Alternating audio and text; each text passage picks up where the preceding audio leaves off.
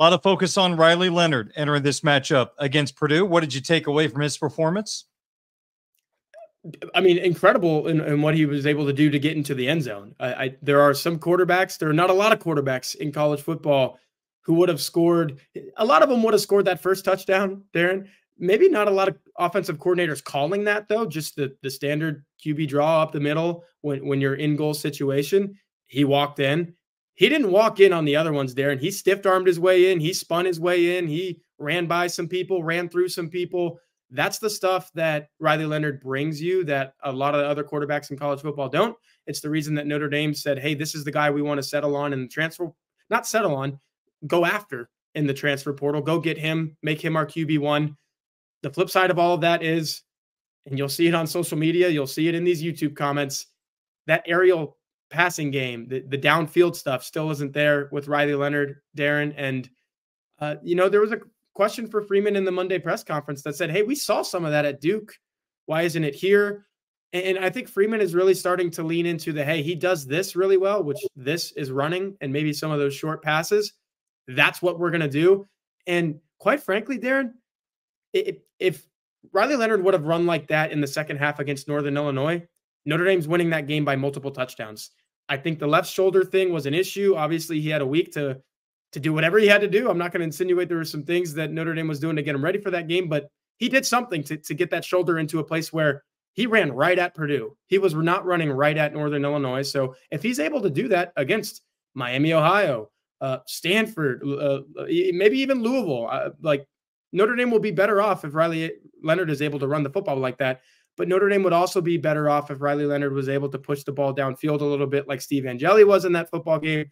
The pass to Jaden Harrison over the shoulder, catching the football just like this, you haven't seen that when the ball's leaving Riley Leonard's hands one time this season. There hasn't been one instance where I'm like, oh, that's a deep shot, and that's right where it needs to be for the wide receiver. So it's a little bit of this, a little bit of that with Riley Leonard. But if you're winning 42-0 at halftime and your quarterback accounted for 3 of those touchdowns, it's generally a good thing. And he didn't lose his job in that game like many thought he might.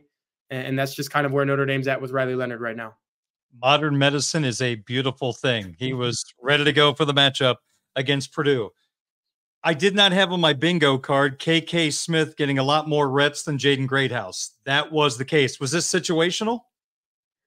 I think Mike Denbrock at least has that in the very corner of his bingo card, because I just keep going back to fall camp, Darren, when Denbrock seemed to really be focusing in on KK Smith, went out of his way to mention him in a press conference. We were standing there for some practices, and he was coaching him up a little extra, a little harder than he was. I think Mike Denbrock thinks that he has something special in KK Smith. And you saw when KK was able to run to the edge with the ball in his hands a couple times, you're like, oh, that guy's a little shifty. He's fast. I always thought coming in, he was like one of those old-fashioned Big 12 wide receivers where you don't really know any of their names, but you know that they might be good for 50, 60 catches in a season and 800 yards just because you get the ball in their hands and they're tough to tackle. That's KK Smith. He's a different style player than Jaden Greathouse. He's slimmer. I think he's a little quicker. Jaden Greathouse may be able to win some more one-on-one battles in tight coverage than KK Smith would be able to, but it is obvious that Notre Dame wants to get the ball in space to KK Smith. And look, if you have a guy where you think you can do that, this offense needs to do that all of the time because there aren't a lot of them. They're not growing on trees at Notre Dame. We've come to know that over the last couple of years. And it's kind of cool to see a guy who missed all of last season, Darren, with that shoulder injury, get back in here and in the first fourth of the season, kind of make a name for himself and be a factor. And I think that's what we're seeing with KK Smith.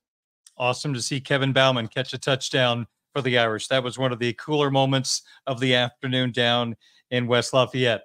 You go back to the Northern Illinois game, Jeremiah Love and Jadarian Price, in 60 minutes of football, they combined for 15 carries. Against Purdue, in basically one half of football, they had 19 carries. Is that what we need to see more of? Marcus Freeman said it today, Darren. This is what he said. We have guys that can take it to the house on any given play. We know that. We're going to give it to those guys. And Jeremiah Love, I think, has clearly become the number one option. I put on social media over the weekend that of all the ball carriers through 3 weeks in the FBS who have carried the ball at least 30 times, Jeremiah Love ranks 5th among them in yards per carry at 7.97. And honestly, if you gave him the ball a little bit more, I think he would still be averaging 7, and he'd be like right up there among the best backs in the country. He is that talent.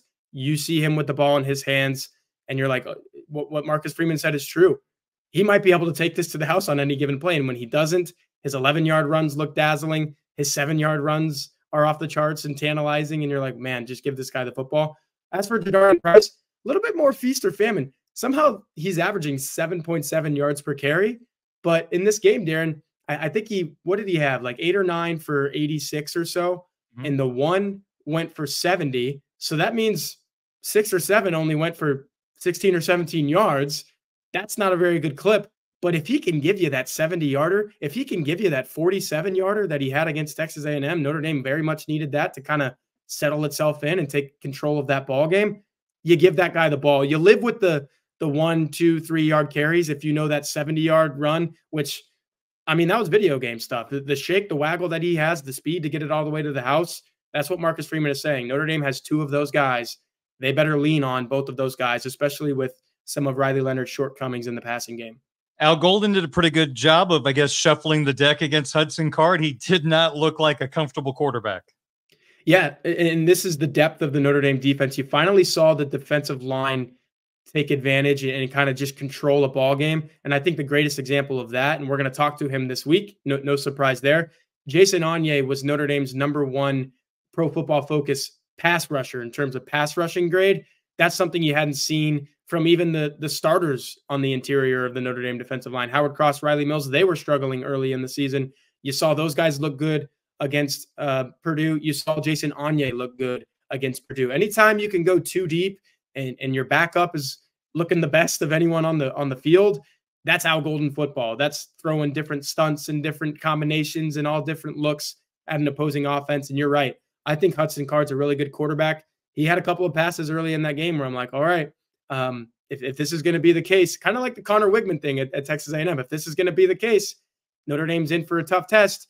And Al Golden basically said, nope, we got some guys that we can throw at you and make your day a very long one.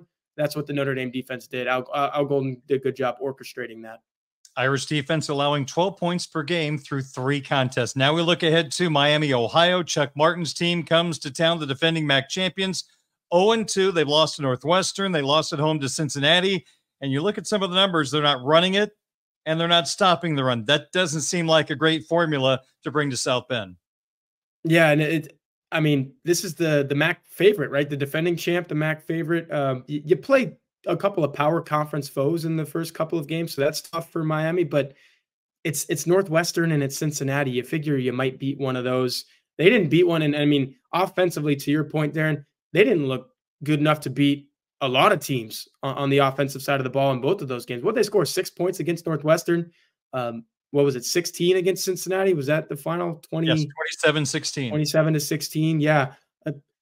You got to feel good if you're Notre Dame, because even in that NIU loss, I get it. The 83-yard touchdown, a couple more splash plays. The Notre Dame defense gave up 16 points, and 3 of those came on a field goal with 30 seconds left to win the game. I like to think that the Notre Dame defense getting a little bit of confidence since then, some swagger back, some anger. They played with angry football against Purdue. You play angry football against the Miami, Ohio team that's struggling that much offensively at Notre Dame Stadium. Darren, I like to think that this Notre Dame defense can hold Miami, Ohio somewhere between 7 and 13 points, 1 touchdown, a couple of field goals at the most. And I like to think that the Notre Dame offense did enough against Purdue to get its swagger and its anger and its confidence back. A lot of things going right for Notre Dame going into this game, but we said that before in week 2 at NIU. So the Irish are actually going to have to show up and do it. And like I said earlier, it looks like Marcus Freeman knows that, and that's the message he's sending to his team. So I like the spot that the Irish are in heading into this second home game of the season.